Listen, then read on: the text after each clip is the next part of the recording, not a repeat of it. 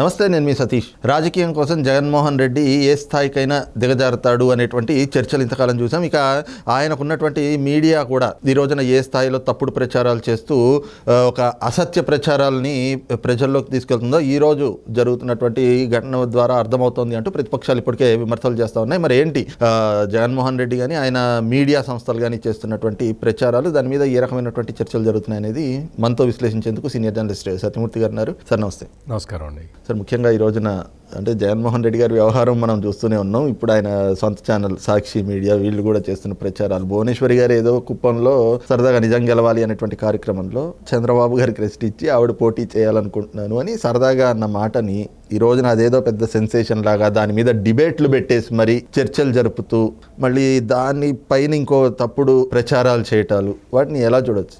ఇది ముందు నుంచి వైసీపీకి ఉన్న అలవాటు. ఇది ఇప్పుడు వాళ్ళ పార్టీ గురించి వాళ్ళు ప్రచారం చేసుకోవచ్చు. ఏదన్నా మంచి పని చేస్తే ఇగో మేము ఇచ్చాము, మేము ప్రజలకు ఇది చేసాము అని చెప్పుకోవటం ఒక పద్ధతి. వైసీపీకి ఏంటి అంటే వాళ్ళ ఛానల్స్ అవి చూస్తుంటా కదా, వాళ్ళందరూ కూడా బురద చల్లటం మీద చూపే కాన్సన్ట్రేషన్ ఇంకా వేరే దేని మీద ఉండదు. ఇప్పుడు ఏంటంటే ఇప్పుడు ఈ లేటెస్ట్గా చాలా సర్వేలు అవి వస్తున్నాయి. ఈ సర్వేలు అన్నిట్లో కూడా వైఎస్ఆర్ కాంగ్రెస్ పార్టీ పరిస్థితి ఏంటి అనేది తెలిసిపోతూ ఉన్నది. ఇప్పుడు ఈ దశలో ఎట్లా చేయాలి అనేది వాళ్ళ ప్రధానమైన ఎజెండా. ఇందాక మీరు ప్రస్తావించిన వీడియో అవన్నీ కూడా నేను విజువల్స్ చూశాను. నేను అక్కడ భువనేశ్వర్ అన్న మాటలు ఏంటి అంటే, ఇప్పటివరకు చాలా సీరియస్గా మనం చాలా విషయాలు మాట్లాడుకున్నాం. నిజంగా కూడా సీరియస్ ప్రోగ్రామ్ మీదే వెళ్ళింది. నిజం గెలవాలనే ప్రోగ్రాం పెట్టుకొని చంద్రబాబు నాయుడు అరెస్ట్ అయిన తర్వాత చాలామంది కార్యకర్తలు, నాయకులు వాళ్ళందరూ కూడా రకరకాల వీటితోటి చనిపోయారు, అంటే ఆవేదనతోటి చనిపోయారు. అటువంటి కుటుంబాలను ఐడెంటిఫై చేసి పార్టీ తరఫున కొంత ఆర్థిక సహాయం చేయాలని పార్టీ ఒక లైన్ తీసుకుంది. ఆ లైన్ తీసుకొని ఇప్పుడు మీరు గమనిస్తే అంతకు ముందర ఎవరు ఎట్లా చనిపోయినా కానీ మా నాన్న చనిపోవటం వల్ల వాళ్ళ గుండె ఆగిపోయి చనిపోయారని జగన్మోహన్ రెడ్డి ఓదార్పు యాత్ర చేశాడు. ఓదార్పు యాత్ర చేసేటప్పుడు మనం చూసాం, అదొక పెద్ద ముందరెళ్ళి రెక్కీ చేసేవాళ్ళు వైఎస్ఆర్ కాంగ్రెస్ పార్టీ. రెక్కీ చేసిన తర్వాత మనుషుల్ని పెట్టుకునేవాళ్ళు, వాళ్ళ మనుషుల్ని. వాళ్ళ ఇంట్లో రాజశేఖర రెడ్డి ఫోటో పెట్టి దానికి దండేసేవాళ్ళు, ఆ పక్కన యేసుక్రీస్తు ఫోటో పెట్టేవాళ్ళు, ఆ తర్వాత చనిపోయిన అతని ఫోటో పెట్టేవాళ్ళు. ఇట్లా మొత్తం సెట్టింగ్ వేసుకొని ఆ తర్వాత అప్పుడు జగన్మోహన్ రెడ్డి ఎంటర్ అయ్యేవాడు. ఆ ఎంటర్ అవ్వటం కూడా చాలా డ్రామాటిక్గా ఎంటర్ అయ్యేవాడు. మొత్తం చూసి అంతా బుగ్గలు నిమురుకుంటూ, తలలు నిమురుకుంటూ, వాళ్ళని ముద్దులు పెట్టుకుంటూ అట్లా వెళ్ళేవాడు.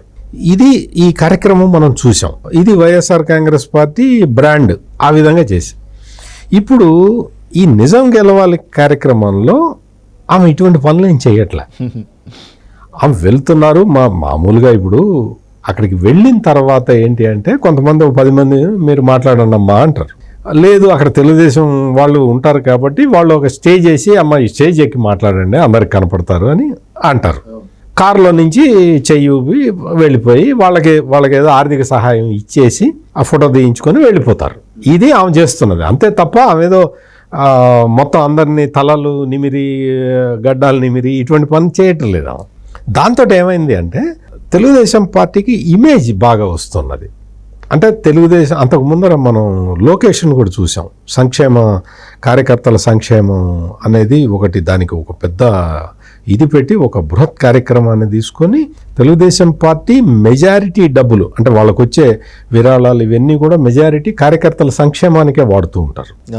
సో దాంతోపాటు ఇది కూడా జత కలవటంతో బాగా విపరీతమైన తెలుగుదేశం పార్టీ అంటే ఒక అభిమానం వచ్చింది చాలామందికి. దీన్ని ఎట చెడగొట్టాలి, ఈ ఇమేజ్ని మనం చెడగొడితే కదా మనకి తృప్తిగా ఉండేది అని ఆలోచించి వాళ్ళ మీడియాలో ఇప్పుడు ఆమె కుప్పం మీటింగ్కి వెళ్ళి కుప్పంలో ఏదో మీటింగ్ పెట్టి సరదాగా ఆమె చెప్పింది, స్పష్టంగా చెప్పారు. ఏంటి, ఇప్పుడు నేను ఇప్పటివరకు చాలా సీరియస్గా మాట్లాడుకున్నాం కదా, ఇప్పుడు నేను మీకు ఒక జోకు చెప్తాను అని చెప్పి మరీ చెప్పింది. అంటే ఈ వైసీపీ గ్యాంగులు ఉంటాయని ఆమెకి తెలుసు కదా. అందుకని నేను ఒక జోక్ చెప్తాను, మా ఇద్దరిలో ఎవరికి ఓటేస్తారంటే అందరూ చంద్రబాబుకి చెయ్యెత్తారు. చెయ్యెత్తితే అందరూ చంద్రబాబుకి చెయ్యెత్తారు, మరి నాకు చేయరా అంటే ఆమెకి చెయ్యెత్తారు. ఇద్దరికి ఎత్తితే కాదు, ఎవరో ఒకళ్ళని చెప్పండి అని. అంటే సరదాకి, ఇదంతా కూడా సరదాకి అట్లా మాట్లాడిన మాటల్ని తీసుకొచ్చి నేను సాక్షి ఛానల్లో పనిచేసేవాడు ఇదివరకు ఒక ఆయన, కొమ్మినేని శ్రీనివాసరావు అని. ఆయన ఆ తర్వాత గవర్నమెంట్లోకి తీసుకున్నారు, ప్రెస్ అకాడమీ చైర్మన్గా తీసుకున్నారు.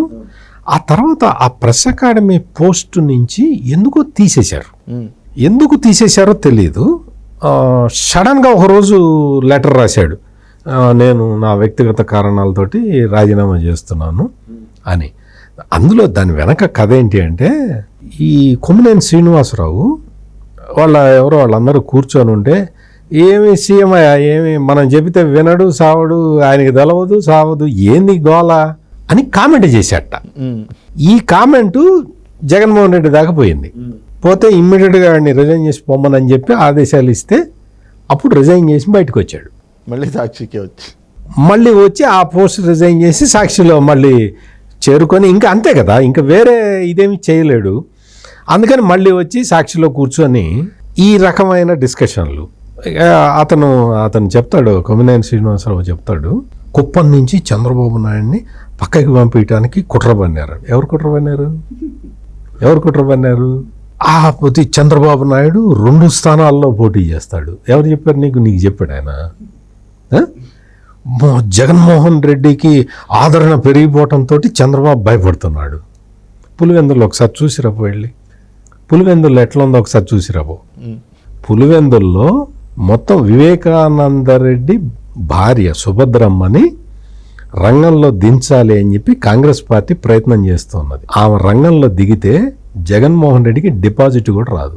ఫస్ట్ కొమ్మినేని శ్రీనివాసరావు పులివెందులు వెళ్ళి పర్యటించి అక్కడ పరిస్థితి ఎట్లా ఉంది, వాళ్ళ ముఖ్యమంత్రి జగన్మోహన్ రెడ్డికి ఎంత పలుకుబడి ఉంది, అక్కడ మొత్తం బస్ స్టాండ్ దగ్గర నుంచి నీకు అన్ని చోట్ల కూడా గొడ్డలి గురించి ఎట్లా మాట్లాడుకుంటున్నారు, వీటి మీద కనుక ఒక్కసారి చూసి వచ్చిన తర్వాత ఇంకా కుప్పం సీటు ఎవరికి వస్తుంది, లేకపోతే చంద్రబాబు నాయుడు పెనమలూరు వెళ్తాడా లేదా, ఇవన్నీ తర్వాత మాట్లాడుకోవచ్చు. ఇంకా చాలా టైం ఉంది కదా. ఆయన పెద్ద సీనియర్ జర్నలిస్టు కొమ్మినేని శ్రీనివాసరావు.